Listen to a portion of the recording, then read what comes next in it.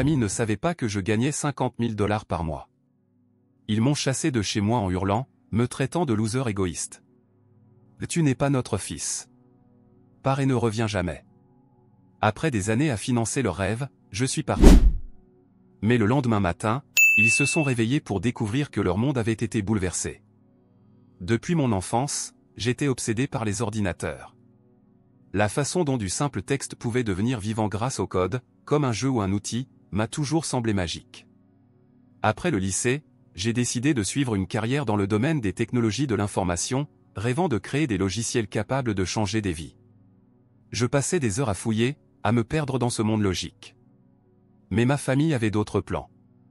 Mon petit frère, Tim, est entré dans une école d'ingénieur et, soudain, il est devenu le chouchou de la maison.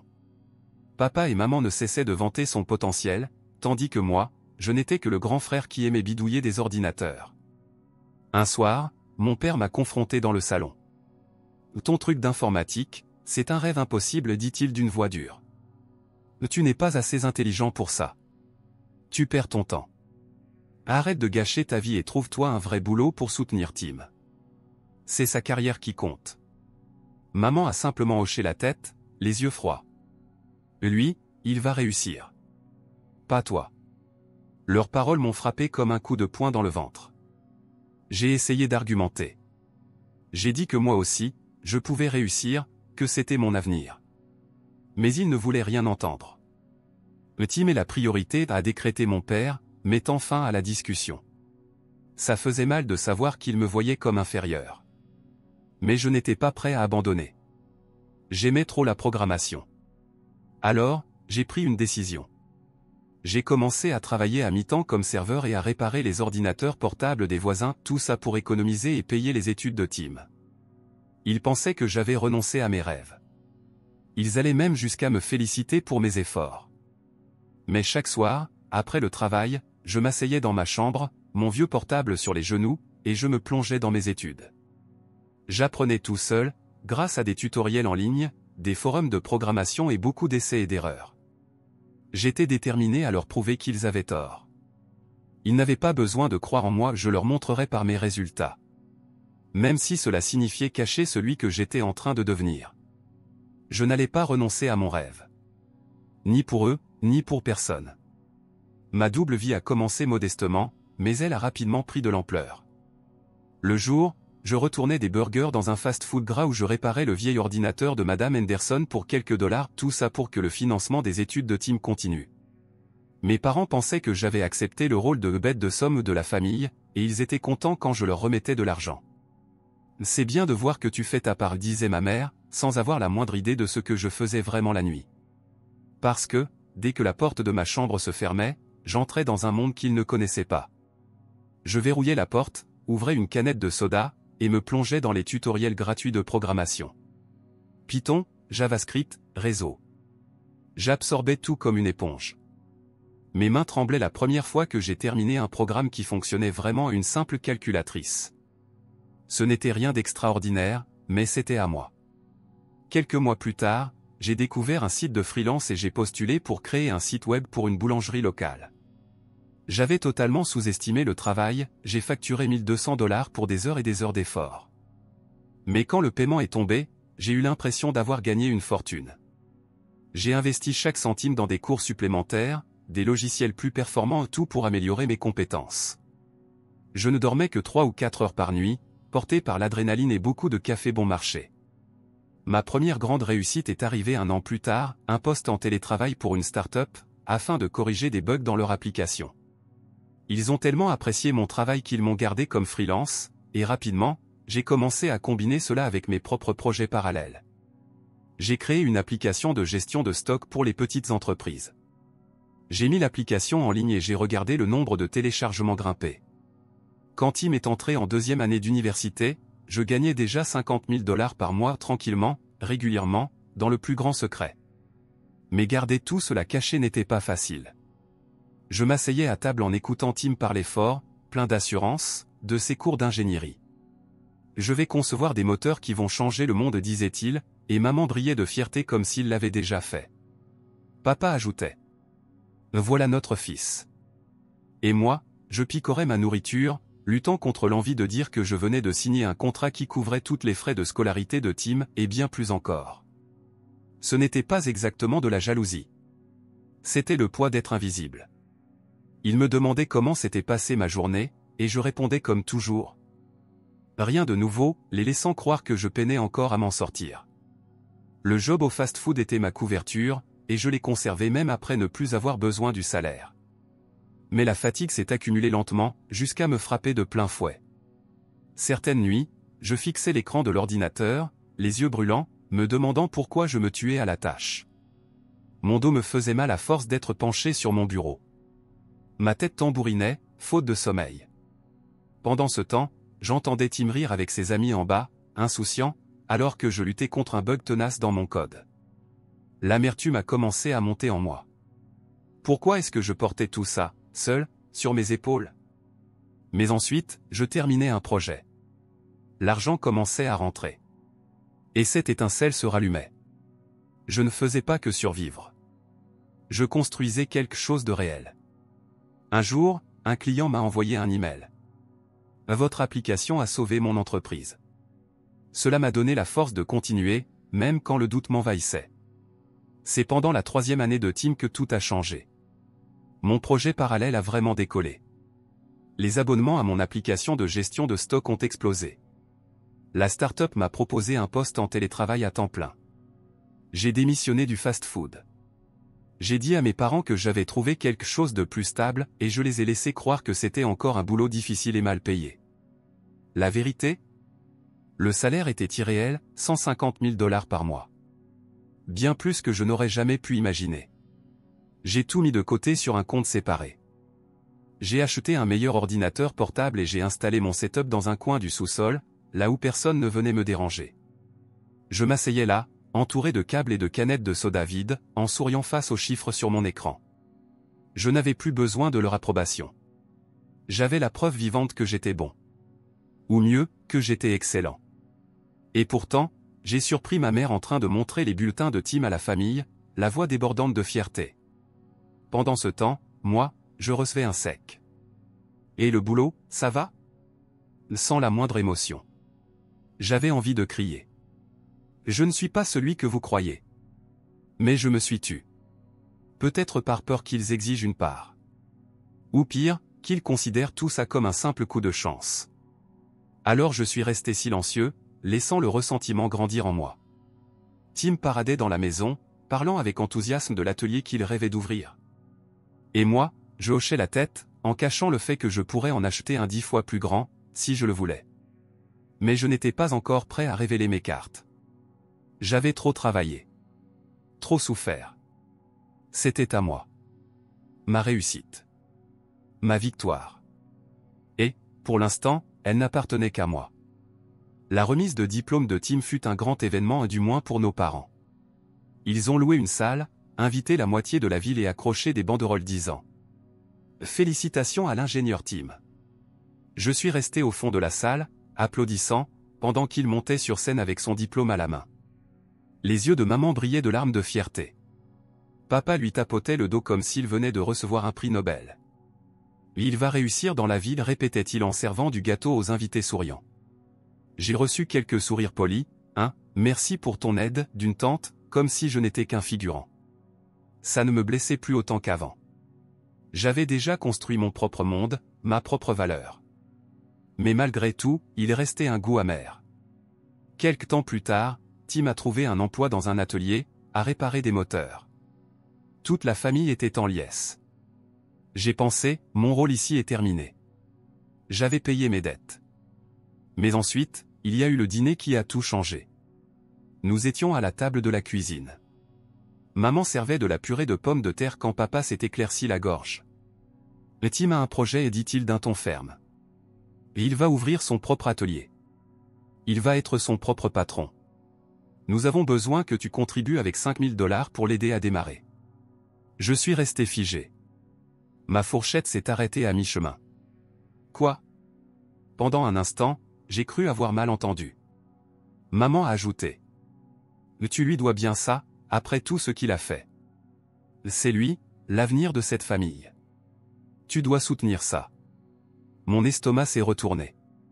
J'avais passé des années à injecter de l'argent dans les études de Tim, à travailler dur pendant qu'on le couvrait d'éloges.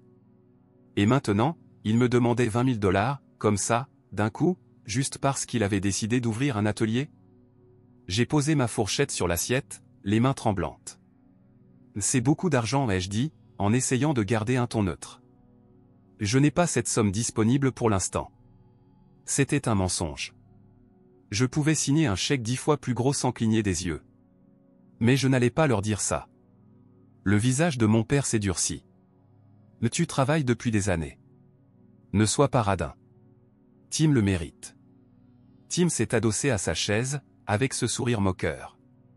Allez, frérot. C'est pas comme si t'avais de grands projets. Donne un coup de main. Son arrogance a déclenché quelque chose en moi.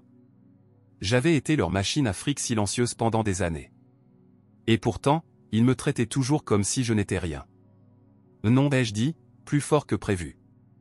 Je ne vais pas payer. C'est absurde. Vous ne pouvez pas simplement me balancer ça comme une obligation.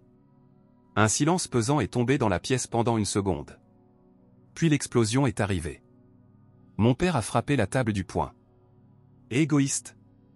Après tout ce qu'on a fait pour toi. La voix de ma mère a résonné, stridente. Et Tim construit quelque chose de réel, lui. Et toi? Qu'est-ce que tu fais de ta vie? Tim a croisé les bras, toujours avec ce petit sourire collé au visage.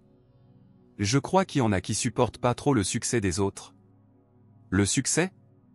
J'ai failli éclater de rire. Ou hurler. Je gagnais 50 000 $ par mois.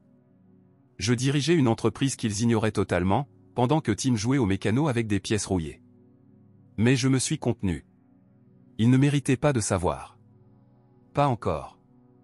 Vous ne comprenez rien. L'ai-je dit en me levant. J'ai ma vie. Mes responsabilités. Je ne suis pas une banque. Ma voix tremblait, mais ce n'était pas la peur. C'était la colère.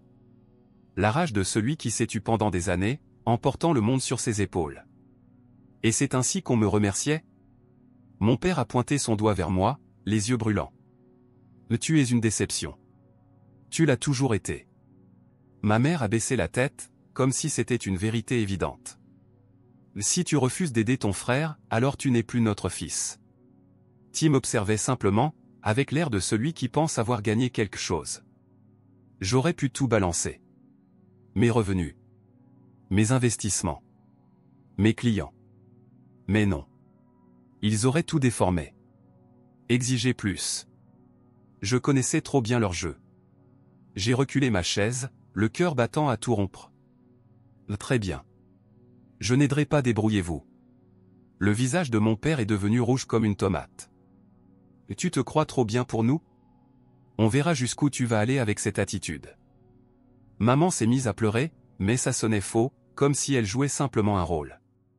Tim haussa les épaules. T'es paumé, mec.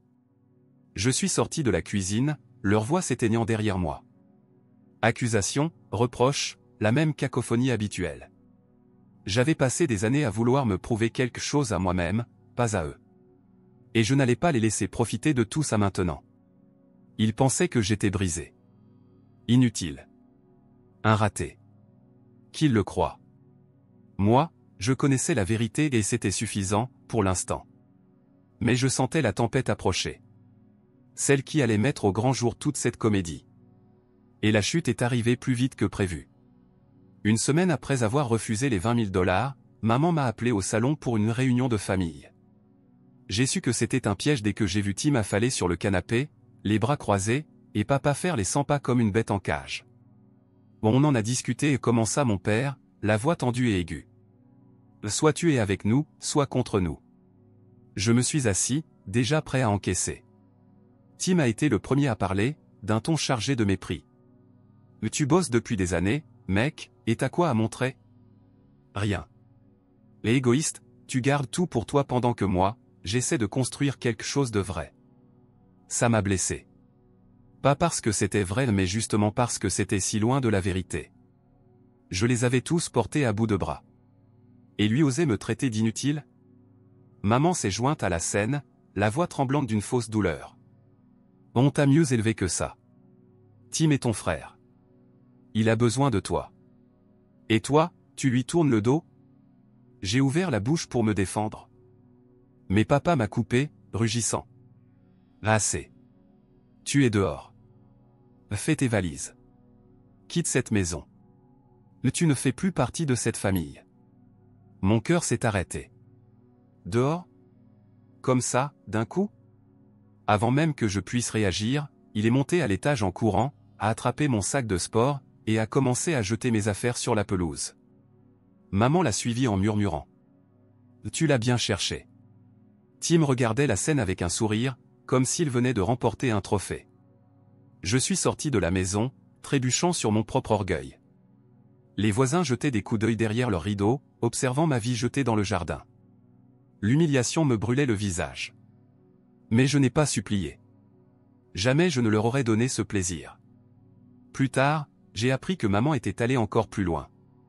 Elle avait appelé tante Linda, en pleurant racontant que j'avais volé l'argent destiné aux études de Tim et que je l'avais gaspillé pour moi-même. Mensonge. Je n'avais jamais touché un seul centime qui ne m'appartenait pas. Mais le mensonge s'est propagé comme une traînée de poudre. Les cousins ont envoyé des messages. Comment t'as pu faire ça? Décevant. Et je n'ai même pas pris la peine de répondre. Ils croiraient ce qu'ils voulaient. Un coup de poignard dans le dos. Après tous les sacrifices que j'avais faits, elle m'avait fait passer pour un voleur. Je me suis assis sur le trottoir, les sacs à mes pieds, repassant tout dans ma tête. Cette réunion, l'expulsion, la calomnie. C'était trop. Mes mains se sont crispées, les ongles enfoncés dans mes paumes. Il ne voulait pas seulement mon argent.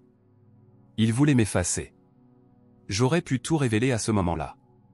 Dire aux voisins, à la famille, à quiconque voulait bien écouter, que je gagnais 50 000 $ par mois. Que j'avais financé tout le chemin doré de Tim pendant qu'il me rabaissait. Mais qu'est-ce que ça aurait prouvé? Ils ne me verraient jamais autrement qu'un moyen d'arriver à leur fin. La colère est montée, brûlante, brute. Puis s'est transformée en autre chose. Une résolution. Je n'avais pas besoin de leur maison. Ni de leur approbation. Encore moins de leurs mensonges. J'avais bâti ma propre vie, brique par brique numérique et personne ne pouvait m'en priver. J'ai pris mes sacs, les ai jetés sur l'épaule, et je suis parti. Les réverbères bourdonnaient au-dessus de moi tandis que je marchais jusqu'à un motel bon marché, à quelques pâtés de maison. Le reste, je le réglerai le lendemain. Louer un appartement, continuer à programmer, continuer à être libre. Cette nuit-là, seul dans un lit inconfortable de motel, je suis resté à fixer le plafond. Mon téléphone a vibré avec un message de Tim. Au bon débarras, loser. Je l'ai supprimé sans répondre. Ils croyaient m'avoir brisé. Mais ils se trompaient tous. Je n'étais pas le raté. C'était lui. Accroché à son rôle de « fils prodige », pendant qu'il vivait grâce à mon travail. J'avais gardé mon succès secret pour me protéger de leur avidité. Mais maintenant, ce secret était mon armure. Je n'avais pas besoin de leur foyer. Ni de leur nom. J'avais mes compétences, mes clients, mes applications. Tout ce qu'ils ne pourraient jamais comprendre. La trahison faisait mal, bien sûr.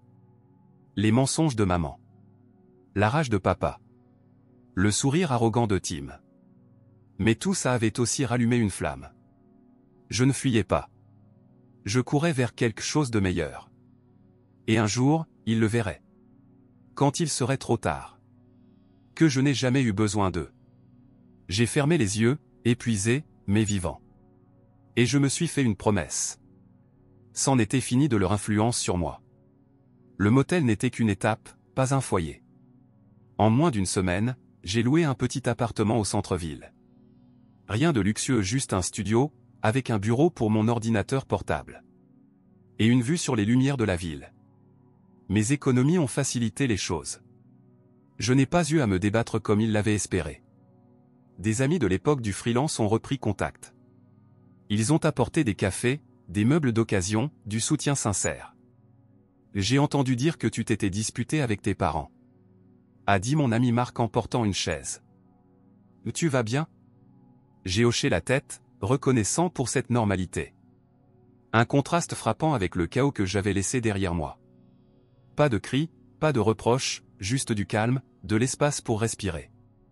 Je me suis plongé dans le travail, codant jusque tard dans la nuit, regardant mes applications gagner toujours plus d'abonnés. La liberté avait un goût exquis, comme si je m'étais débarrassé d'une peau qui ne m'allait plus. Quelques mois plus tard, ils ont frappé à ma porte. Je mangeais un plat livré quand l'interphone a sonné. La voix de ma mère était dure. « On doit parler. » J'ai soupiré et appuyé sur le bouton pour les laisser monter. Elle et Tim. Ils sont entrés dans mon salon, mal à l'aise. Ma mère serrant son sac contre elle. Tim avec l'air d'un enfant surpris en train de faire une bêtise. L'atelier de Tim a fait faillite, lança ma mère. On a tout perdu en 2 mois. On est en retard sur les factures. Aide-nous, s'il te plaît. Ses yeux balayaient la pièce, examinant mon équipement, se demandant sans doute comment je pouvais me permettre tout ça. Tim murmura. Ouais, mec, on est une famille. Tu dois faire ta part. Je me suis adossé à ma chaise, les bras croisés. Après m'avoir jeté dehors, après avoir répandu des mensonges, ils avaient maintenant le culot de me demander de l'aide. J'ai failli rire. Vous m'avez renié, vous vous souvenez? Ma voix était posée, ferme. Pourquoi est-ce que je me soucierais de vous, maintenant? Le visage de ma mère s'est décomposé, mais je suis resté de marbre. On était sous pression, dit-elle. Mais là, on est vraiment dans la merde. Tim détourna les yeux, incapable de me regarder en face. C'est alors que j'ai décidé de tout leur dire. Je gagne 50 000 $ par mois. J'ai mes propres clients, mes investissements, mon entreprise. Je vous finançais depuis des années et malgré ça, vous m'avez jeté comme une ordure. Leurs bouches se sont ouvertes, sans voix. Ma mère balbutia. Quoi? Vous ne m'avez jamais demandé pourquoi. Vous savez pourquoi, ai-je coupé. Parce que vous auriez tout exigé. Les yeux de Tim se sont écarquillés, comme s'il me voyait pour la première fois. 50 000 $, et t'as jamais rien dit. Son ton changea et il devint acide, accusateur. Et ça a ravivé quelque chose en moi. C'est là que toute la vérité est sortie. Marc avait entendu, par un ami commun, bien avant que je parte de la maison. Tim avait pénétré dans mon coin du sous-sol et détruit mon ancien ordinateur portable, celui avec lequel j'avais créé ma toute première application. Il l'avait traité de « merde » et s'en était vanté, comme s'il m'avait touché là où ça faisait mal. Apprendre ça maintenant, des mois plus tard, m'a frappé comme un coup de poing dans la poitrine. Cette machine n'était pas qu'un ordinateur. C'était le point de départ. L'endroit où j'avais prouvé que j'en étais capable. Et il l'avait détruite par pure cruauté. Et malgré ça, il osait encore venir me demander de l'aide. Ma voix tremblait quand je me suis levé. T'as cassé mon ordinateur, Tim? Tu crois vraiment que je te dois quoi que ce soit après ça? Il sursauta, pris de court. Je pensais pas que c'était important, murmura-t-il. Ma mère tenta d'intervenir. Il était en colère. Tu ne peux pas lui en vouloir pour ça. Mais oui, je pouvais. Et je l'ai fait. C'est terminé, ai-je dit en montrant la porte. Vous avez créé ce chaos, maintenant gérez-le. Les supplications de ma mère devinrent plus aiguës. Tu n'as pas de cœur. On est ta famille. Tim lança un regard sombre. Tu gardes tout pour toi? Comme d'habitude. Je n'ai même pas répondu. Tout ça, je l'ai mérité. Vous n'avez droit à rien. Ils avaient cru que je céderais, que je serais toujours leur plan B. Mais je n'étais plus ce type-là. J'avais passé des années à les soutenir, et en retour, j'avais eu mon ordinateur détruit et mes affaires jetées sur la pelouse. Dehors. Ma voix était glaciale. Ma mère souffla bruyamment. Tim sortit en hâte, et la porte claqua derrière eux. Je me suis laissé tomber sur le canapé, regardant ma boîte de nourriture, sentant le poids disparaître de mes épaules. Ils n'étaient pas revenus par remords. Ils étaient revenus par nécessité. Ils voulaient mon argent, pas moi. L'histoire de l'ordinateur n'était pas juste mesquine, c'était personnel. Un coup final pour tenter d'effacer ce que j'avais bâti. Mais ça n'avait pas marché. Mes applications étaient en ligne, mes clients satisfaits, et mon argent m'appartenait. Je n'avais pas besoin de leur approbation. Ni de leurs excuses. J'avais survécu à la tempête. Et j'en étais sorti plus fort. Maintenant, c'était eux qui se noyaient. J'ai attrapé mon téléphone et envoyé un message à Marc. Et ils sont partis. Une bière ce soir? Carrément, a-t-il répondu. J'ai souri. C'était ça, ma vie maintenant. Sans chaîne, sans culpabilité, juste moi et le code pour lequel je m'étais battu. Mais ils n'ont pas abandonné aussi facilement. Un mois après les avoir mis à la porte, l'interphone a de nouveau sonné. J'ai râlé, pensant à une livraison. Mais c'était eux. La voix de ma mère, tendue et insistante. On monte. Ce n'est pas fini. Je les ai laissés entrer, plus par curiosité qu'autre chose. Que pouvaient-ils bien vouloir maintenant? Ils sont entrés dans mon salon, ma mère serrant un mouchoir chiffonné, Tim mal à l'aise, comme s'il aurait préféré être ailleurs. On a réfléchi, commença-t-elle en s'asseyant raide sur le canapé. Tu es toujours notre fils. Et lui, ton frère. Reviens à la maison. Réparons tout ça. Tim acquiesça, sans grande conviction. Ouais, mec, on peut arranger les choses ensemble. Je me suis adossé au mur, les bras croisés, attendant la vraie raison de leur venue. Elle ne tarda pas. Tim essaie de se relever, dit ma mère avec des yeux suppliants. Mais on a besoin de ton aide. Juste un petit coup de pouce pour passer cette période difficile. Voilà. Le même vieux refrain, cette fois déguisé en réconciliation. J'ai secoué la tête. Vous ne comprenez pas. Vous m'avez rejeté, vous avez menti sur moi et maintenant vous revenez parce que vous êtes à sec. Le visage de Tim se teinta de rouge. J'ai merdé, ok? J'aurais pas dû autant compter sur toi. Je suis désolé. Mais ces mots sonnaient comme appris par cœur, récités sur le chemin. Ma mère ajouta. On a tous fait des erreurs. Enterrons ça, veux-tu? J'ai failli y croire. Jusqu'à ce que je me souvienne de l'ordinateur. Tu as cassé mon premier ordinateur portable, dis-je en regardant Tim droit dans les yeux.